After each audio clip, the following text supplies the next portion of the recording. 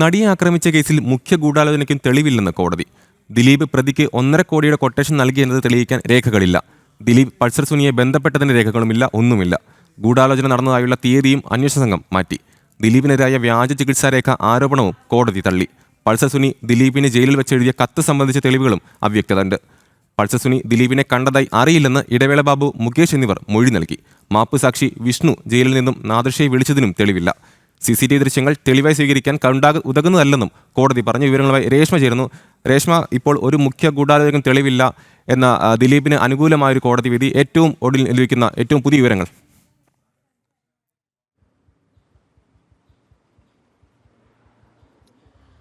അമൽ, നടി ആക്രമിച്ച കേസിൽ ഗൂഢാലോചന കുറ്റം ആദ്യഘട്ടത്തിൽ അന്വേഷണ സംഘം ചുമത്തിയ ദിലീപിനെതിരെ കൃത്യമായിട്ട് തെളിവുകൾ പ്രോസിക്യൂഷന് ഹാജരാക്കാൻ സാധിച്ചില്ല. അതുകൊണ്ട് തന്നെയാണ് സംശയാതീതമായിട്ട് ദിലീപിനെ കോടതി കുറ്റവിമുക്തനാക്കിയിരിക്കുന്നത്. ആ വിധിപ്പകർപ്പിൽ കൃത്യമായിട്ട് ദിലീപിനെ കുറ്റവിമുക്തനാക്കാനുള്ള കാര്യകാരണങ്ങൾ ജഡ്ജി വിശദീകരിക്കുകയും ചെയ്തിട്ടുണ്ട്. അതായത് ഇതിന്റെ ഗൂഢാലോചന എന്ന് പറയുന്നത് 2013 എന്നുള്ളതാണ്. 2013 ഏപ്രിൽ മാസം മുതലാണ് ഈ ഗൂഢാലോചന എന്നുള്ളതായിരുന്നു അന്വേഷണ സംഘത്തിന്റെ കണ്ടെത്തൽ. അത് പിന്നീട് പക്ഷേ അന്വേഷണ സംഘം മാറ്റിയത് ഏപ്രിൽ മാസമല്ല, മെയ് മാസമായിരുന്നു പൾസർ ദിലീപും തമ്മിൽ ഈ നടി ആക്രമിക്കുന്നതുമായി ബന്ധപ്പെട്ടുള്ള ഗൂഢാലോചന ആരംഭിച്ചത്. അബാദ് പ്ലാസയിൽ 410 നമ്പർ റൂമിൽ വെച്ച് ദിലീപും പൾസർ സുനിയും കണ്ടിരുന്നു. അമ്മ ഷോയ്ക്കിടെയായിരുന്നു ഈ ഗൂഢാലോചന നടന്നതെന്നായിരുന്നു അന്വേഷണ സംഘത്തിന്റെ കണ്ടെത്തൽ. പക്ഷേ ഈ പൾസർ സുനി അബാദ് പ്ലാസയിൽ എത്തിയുള്ളത് കാര്യം ശരിയാണ്. അത് പക്ഷേ ഈ 121 സാക്ഷിയായിട്ട് പ്രോസിക്യൂഷൻ വിറ്റ്നസ് നൽകിയിട്ടുള്ള മൊഴി പ്രകാരം അവർക്കൊരു ടിക്കറ്റ് എടുക്കുന്നതിന് വേണ്ടിയിട്ട് സുനിലിനെ അബാദ് പ്ലാസയിലേക്ക് അന്ന് പറഞ്ഞു വിട്ടിരുന്നു എന്ന് മൊഴി നൽകിയിട്ടുണ്ട്. എത്തിയതെന്നുള്ള കാര്യത്തിൽ വ്യക്തത വരുത്തുവാനായിട്ടോ തെളിവുകൾ സമർപ്പിക്കാനായിട്ടോ പ്രോസിക്യൂഷന് സാധിച്ചില്ല.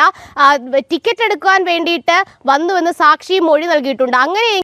എങ്ങനെയാണ് ഈ 410 നമ്പർ റൂമിൽ വെച്ചിട്ട് ദിലീപും പൾസറും തമ്മിൽ ഗൂഢാലോചന നടന്നുവെന്ന് വ്യക്തത വരുക, അല്ലെങ്കിൽ അത് യഥാർത്ഥമാണെന്ന് തെളിയിക്കാൻ സാധിക്കുക എന്നുള്ളതാണ് കോടതി ഉന്നയിച്ച ചോദ്യം. അതുമാത്രമല്ല, മുകേഷും അതിൽ മുകേഷ് പറഞ്ഞിരുന്നത് പൾസർ തന്റെ ഡ്രൈവറൊക്കെ ആയിരുന്നു, പക്ഷേ ുള്ള കാര്യത്തിൽ തനിക്ക് വ്യക്തതയില്ല. അമ്മ റിഹേഴ്സലിനിടെ അവിടെ വന്നിട്ടുണ്ടോ എന്ന കാര്യത്തിലും വ്യക്തതയില്ല. അന്ന് ഒപ്പമുണ്ടായിരുന്ന ഡ്രൈവർ ആരാണെന്ന കാര്യത്തിലും അറിയില്ല എന്നുള്ളതായിരുന്നു മുകേഷിന്റെ മൊഴി. ഇടവേള ബാബു പറഞ്ഞത് ഈ 410 നമ്പർ അത് ദിലീപിന് വേണ്ടിയിട്ടായിരുന്നു എന്ന കാര്യത്തിൽ തനിക്ക് അറിവില്ല. അത് മാത്രമല്ല, ഈ റിഹേഴ്സൽ ക്യാമ്പ് നടക്കുന്ന സമയത്ത് ID കാർഡ് വരെ മാത്രമേ പ്രവേശിപ്പിക്കാറുള്ളൂ. ആ സമയം പൾസർ സുനി ദിലീപിനെ കാണാൻ വന്നോ എന്ന കാര്യത്തിൽ തനിക്ക് അറിവില്ല എന്നുള്ളതായിരുന്നു ഇടവേള ബാബുവിന്റെ മൊഴി. മാത്രമല്ല, ഈ ID കാർഡ് വെച്ച് സുരക്ഷിതമായിട്ട് അതീവ സുരക്ഷയിൽ നടത്തുന്ന റിഹേഴ്സൽ ക്യാമ്പിലേക്ക് സുനി എങ്ങനെ കടന്നുകൂടി എന്നുള്ള കാര്യത്തിൽ ഈ പറയുന്ന അന്വേഷണ സംഘത്തിന് ഒരു വ്യക്തത വരുത്താനായിട്ട് കോടതിയിൽ സാധിച്ചില്ല. അതും കോടതി എടുത്തു പറഞ്ഞിട്ടുണ്ട്.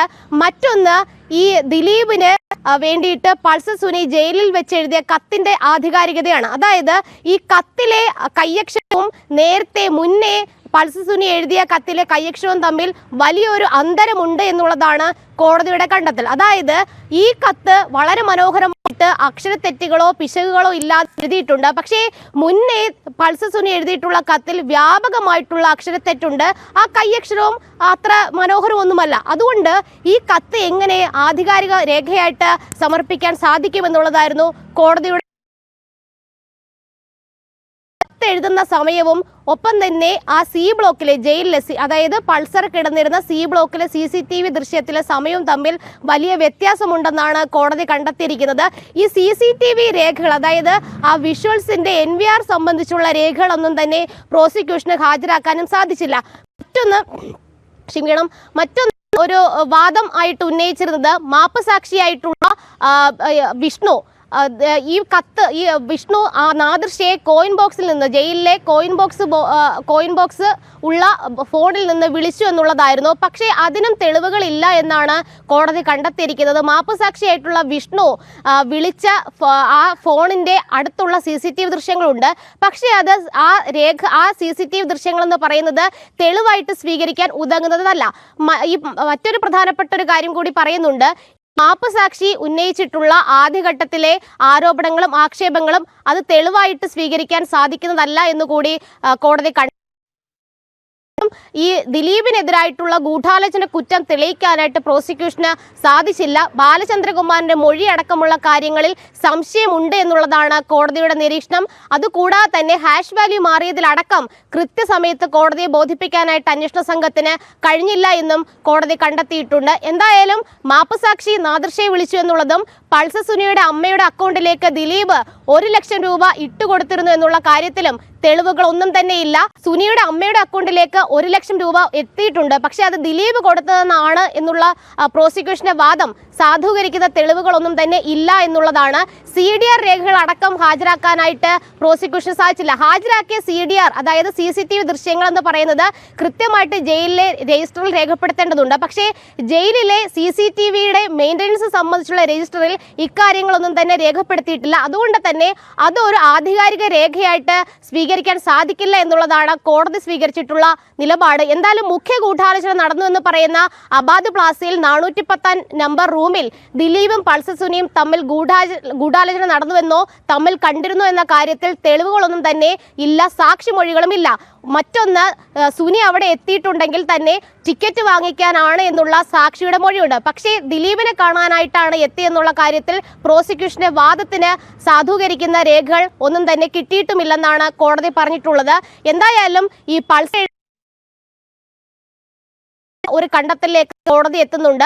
അതുമാത്രമല്ല, ഈ ദിലീപിനെയും പൾസറിനെയും ബന്ധിപ്പിക്കാനായിട്ടുള്ള കൃത്യമായിട്ടുള്ള രേഖകൾ, അതിന്റെ ഡിജിറ്റൽ തെളിവുകൾ അല്ലാത്ത തെളിവുകളൊന്നും തന്നെ പ്രോസിക്യൂഷൻ സമർപ്പിച്ചിട്ടുമില്ല. ഇതൊക്കെ കണക്കിലെടുത്തുകൊണ്ട് തന്നെയാണ് ദിലീപിനെ എട്ടാം പ്രതിയാണ് ദിലീപ് ഈ കേസിൽ ഉണ്ടായിരുന്നത്. പക്ഷേ ആ ഗൂഢാലോചന കുറ്റം ദിലീപിനെതിരെ ചുമത്തുവാൻ തക്ക രീതിയിൽ തെളിവുകൾ ഹാജരാക്കാത്ത പക്ഷം വെറുതെ വിടുന്നു എന്നുള്ളതാണ് കോടതി പറഞ്ഞിട്ടുള്ളത്. ശരി രേഷ്മ, നടിയെ ആക്രമിച്ച കേസിൽ മുഖ്യ ഗൂഢാലോചനയ്ക്കും തെളിവില്ലെന്നാണ് കോടതി പറഞ്ഞിരിക്കുന്നത്. കൊച്ചിയിൽ നിന്നും രേഷ്മയാണ് വിവരങ്ങൾ പങ്കുവച്ചത്.